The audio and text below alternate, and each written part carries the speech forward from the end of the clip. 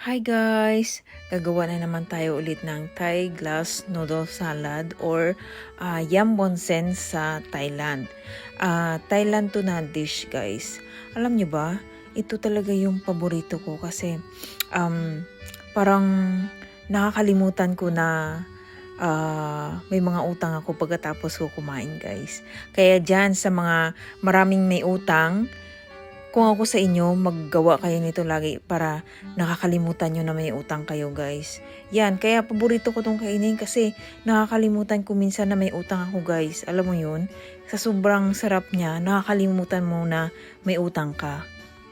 Kaya guys, ito lagi kong niluluto. Ito pala guys, minix ko na lahat ng mga ingredients na yan dyan. And then, gumawa ako ng sarili kong sauce na spicy sauce na mix with the lemon, sugar, and then fish sauce.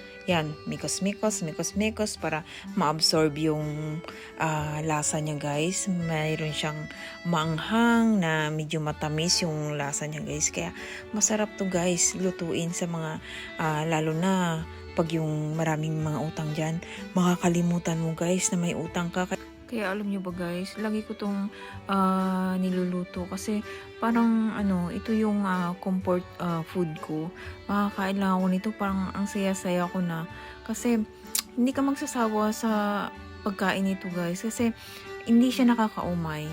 Ayan.